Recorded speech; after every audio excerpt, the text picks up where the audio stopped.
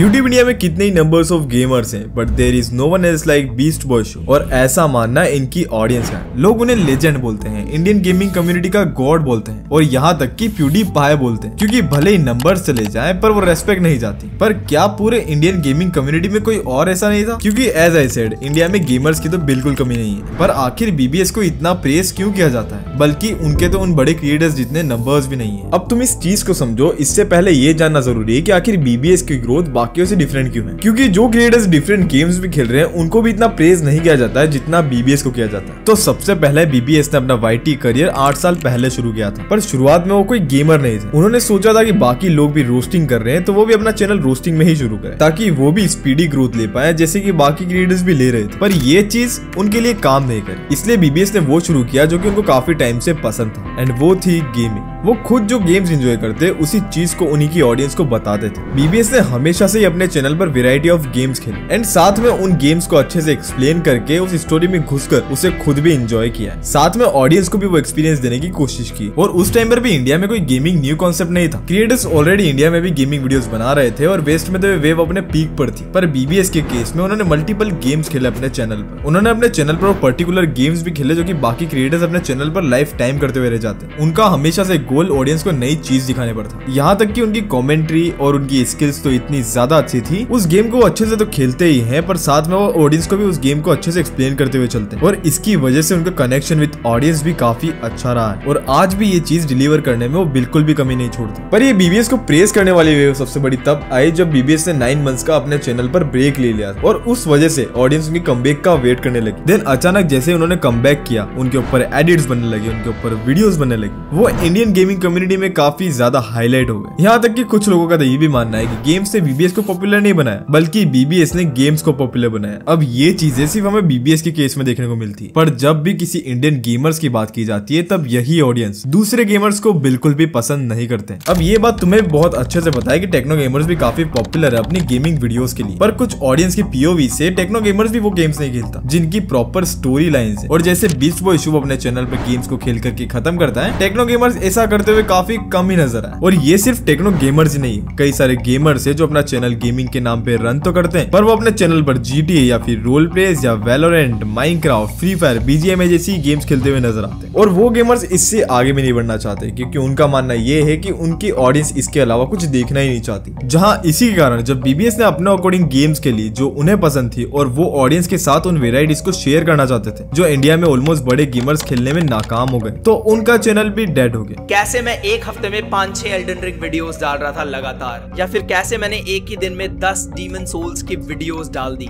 ऐसी गेम्स जिनका इंडिया में बहुत कम जिक्र होता है, बहुत कम लोग उन्हें खेलते हैं। Not caring about the numbers और द कमेंट्स कितने मिल रहे हैं मुझे, मेरा चैनल कैसा परफॉर्म कर रहा है, my channel is dead. But फिर भी बीबीएस ने उन गेम्स को खेलना कंटिन्यू रखा। फिर आज से 7 मंथ्स पहले जब पीएम मोदी गेमर्स से मिलने गए तो क्रिएटर्स कुछ ऐसे थे जो या तो कोई पर्टिकुलर गेम खेलकर पॉपुलर हुए हैं या तो उनके अंदर एक गेमर की तरह स्किल्स ही नहीं है। और यहाँ तक की ऑडियंस तो ये कहने लगी कि यहाँ पर जो आना डिजर्व करता था आखिर उसे क्यों नहीं बुलाया गया। और ऑडियंस यहाँ पर जिसकी बात कर रही थी वो और कोई नहीं, बीस्ट बॉय चुप था। फिर जब ट्रिगर्ड इंसान को भी गेमिंग अवार्ड दिया गया, देन ये बोला गया कि वो इस गेमिंग अवार्ड के लिए डिजर्विंग नहीं बल्कि इस गेमिंग अवार्ड का कोई और हकदार है। और इसमें भी वो बीस्ट बॉय चुप को ही डिजर्विंग मान रहे थे। अब मुझे नहीं पता कि ये अवार्ड ट्रिगर्ड इंसान डिजर्व करते हैं या फिर नहीं, पर ट्रिगर्ड इंसान ने अपने चैनल पर डिफरेंट गेम्स तो खेले हैं भाई। पर यहाँ पर ऑडियंस का गुस्सा आना भी जायज है क्योंकि इंडिया में गेमर्स गेमिंग के अलावा सब कुछ करते हैं। किस्मत में जो लिखा है वो दुर्घटना है घटे, किस्मत में जो लिखा है वो दुर्घटना है घटे।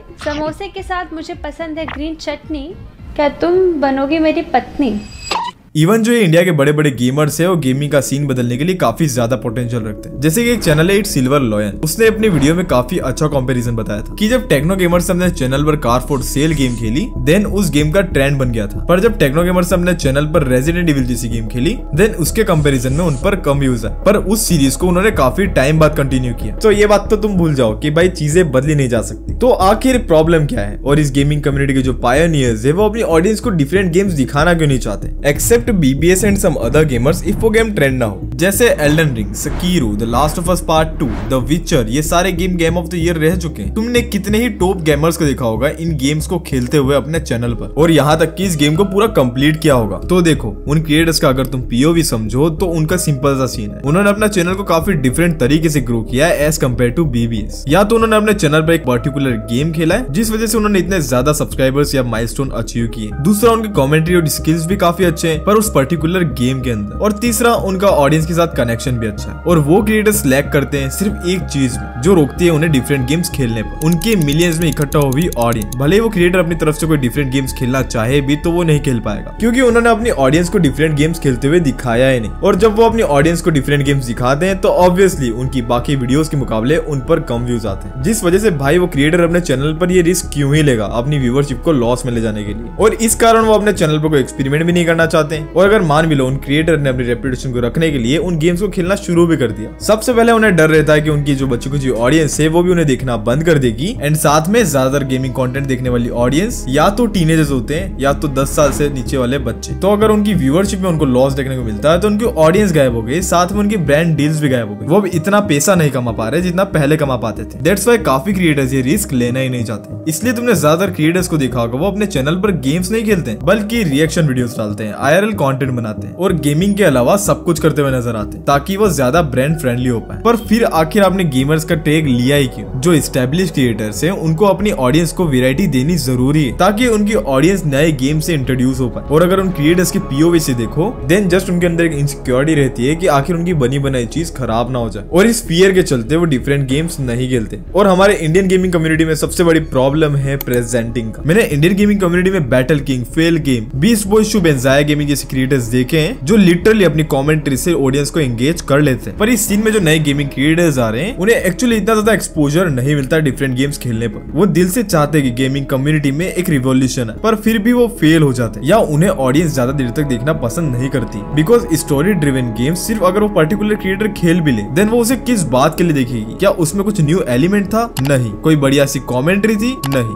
उनके पास गेम्स को खेलने की स्किल्स अच्छी है देन गुड, पर अगर नहीं देन तुम्हें वो क्यों देखेगी? और इसीलिए जब इन छोटे क्रिएटर्स को एक्सपोजर नहीं मिलता है तो ये भी वही गेम्स खेलना शुरू कर देते हैं जिन पर इनको ज्यादा व्यूज देखने को मिलेंगे और जिन गेम्स को ऑडियंस ज्यादा देखना पसंद करती है। फिर ये भी उसी लूप में फंस जाते हैं और यही रिस्पॉन्सिबिलिटी है बड़े क्रिएटर्स की कि वो इस चीज को बदल सकते हैं। और इसीलिए बीस्ट बॉय शुभ को काफी ज्यादा प्रेज किया जाता है और उनको इतने ज्यादा कमेंट देखने को मिलते हैं उनके सपोर्ट में। वो इसीलिए क्योंकि वो इकलौते ऐसे क्रिएटर्स हैं जिनके इतने ज्यादा सब्सक्राइबर्स हैं। और अगर मैं गलत नहीं हूँ तो शायद इंडिया में वो इकलौते ऐसे गेमिंग कंटेंट क्रिएटर जो अपने चैनल पर डिफरेंट AAA टाइटल्स गेम्स खेलते हैं और उन्हें कंप्लीट भी करते हैं। उनके मिलियंस ऑफ सब्सक्राइबर्स हैं। दैट्स व्हाई वो इतने ज्यादा कमेंटेबल क्रिएटर है। फिर कुछ लोग कंपेयर करते हैं यहाँ के गेमिंग सीन को बाहर के गेमिंग सीन के साथ, जिधर मैं सिर्फ एक चीज से एग्री नहीं करता कि उनको देखने वाली ऑडियंस कितनी ज्यादा है। पर शायद तुम्हें ये बात भी नहीं भूलनी चाहिए कि उनको देखने वाली ऑडियंस पूरे वर्ल्ड से है, क्योंकि उनके बीच में कोई लैंग्वेज बैरियर नहीं आता। कोई भी कंट्री से अगर कोई भी बंदा सिर्फ इंग्लिश जानता है वो उनके कंटेंट को इजीली कंज्यूम कर सकता है। पर बाकी चीजों में डिफेंड नहीं किया जा सकता क्योंकि आज के टाइम पर इंडिया के पास जितनी बड़ी गेमिंग ऑडियंस है वो तुम सोच भी नहीं सकते। पर हाँ, बाहर के देशों में जहाँ पर गेमिंग काफी अच्छी तरीके से ग्रो हो चुकी है उनके पास PC होना इतनी बड़ी बात नहीं होती। वो अच्छा सा PC इजीली खरीद सकते हैं और बिना किसी दिक्कत के AAA टाइटल्स भी खेल सकते हैं। पर यही चीज तुम इंडिया में देखो देन गेमिंग PC बनाना आज भी कई लोगों के लिए ड्रीम होता है। यहाँ इंडिया में PCs इतने सस्ते नहीं मिलते हैं कि हर एक बंदा PC अफोर्ड कर पाए, इसलिए ज्यादातर लोग मोबाइल फोन्स की गेम्स खेलते हैं और उन्हीं की वीडियोस भी वो कंज्यूम करते हैं। इसीलिए तो आप जैसे क्रिएटर्स के पास आती है इस टाइप के कंटेंट को कंज्यूम करने के लिए। पर इसके बदले में तुमको ये भी समझना होगा कि PC गेमिंग का मार्केट कितना बड़ा है और अगर बड़े क्रिएटर्स उनकी ऑडियंस को नए गेम्स दिखाएगी तो ऑडियंस देखना चाहेगी क्योंकि वो बड़े क्रिएटर्स के पास वो स्किल्स हैं जो कि एक छोटे क्रिएटर को एक्वायर करने में काफी टाइम लग जाएगा। अब यहाँ पर एक और प्रॉब्लम आती है, टेक्नो गेमर्स की गेम चॉइसेस क्वाइट किड्स जैसी, क्योंकि मास ऑडियंस वही है चाहे तुम इस बात से अग्री करो या मत करो। इसीलिए जब BBS को भी अपनी व्यूअरशिप में लॉस देखने को मिला उन्होंने भी एक डिसीजन बनाया था कि वो गेम्स भी खेलेंगे जो कि उनकी ऑडियंस देखना चाहती है और वो गेम्स भी खेलेंगे जो कि उनको खेलना पसंद है, क्योंकि चीजें तभी बदलेगी जब ऑडियंस बदलेगी। और ये सबसे बड़ी प्रॉब्लम भी ऑडियंस के साथ ही। ऑडियंस का हमेशा से सवाल रहता है कि why there is no Indian gaming community. ये चीज पर बीस्ट बॉय शुभ ने वीडियो बनाई थी आज से 6 साल पहले। Why there is no Indian gaming community, एक ऐसा सवाल जो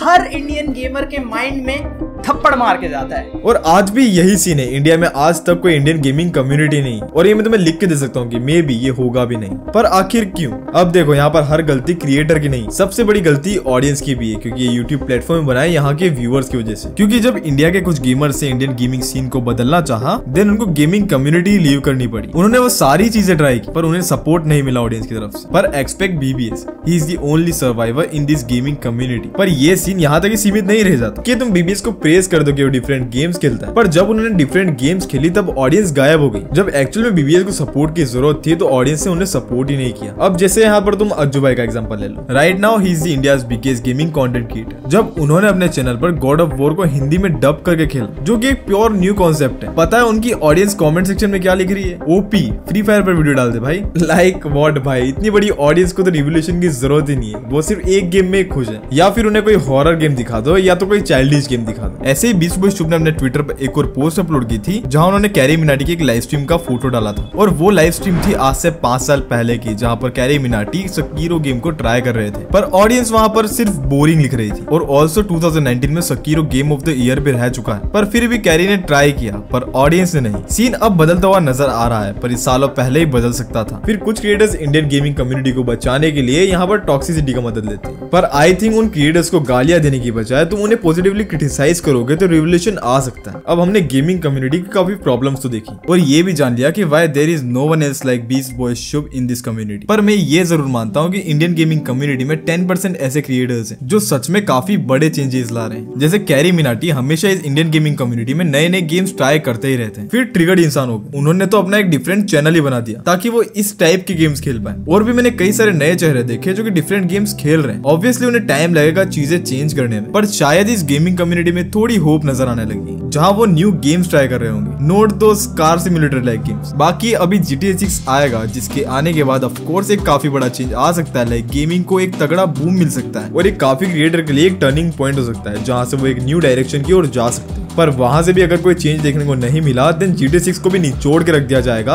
और ना जाने कितने सालों तक ये क्रिएटर्स एक ही गेम को खेलते रहेंगे। बाकी what's your opinion guys, why there is no one else like BBS in India? ये सब तुम मुझे कमेंट सेक्शन में बताओ। और हाँ, अगर तुम चाहते हो कि मैं फॉरेन गेमर्स या फिर इंडिया के गेमर्स के ऊपर भी वीडियोस बनाऊं, देन तुम मुझे उनके नाम कमेंट सेक्शन बता दो। बाकी हाँ, तुम्हारा भाई थोड़ा सा रिस्क ले रहा है, हम थोड़ा क्रेजी कंटेंट लाने की कोशिश कर रहे हैं, थोड़े छोटे मोटे चेंजेस भी करने की कोशिश कर रहे हैं। तो प्लीज सपोर्ट करना एंड हाँ, सब्सक्राइब कर लो, क्योंकि मेरे को 100 के सब्सक्राइबर्स हिट करने इस साल के एंड तक। और इंस्टाग्राम पे भी फॉलो कर लो, क्योंकि मुझे नहीं लगता इंस्टाग्राम के ऊपर 10 के फॉलोवर्स होने वाले हैं, पर फॉलो कर लो भाई, कोशिश करते हैं। और हाँ, अगर तुम जानना चाहते हो टेक बर्नर की जर्नी को, देन यहाँ पर क्लिक करके अभी वॉच कर लो। और अगर तुम जानना चाहते हो 10 यूट्यूबर्स जो कि जेल जाकर आए, तो फिर इस वीडियो पर क्लिक करके अभी वॉच कर लो। और बाकी तो मिलते हैं तुमसे नेक्स्ट वीडियो में, तब तक के लिए बाय बाय।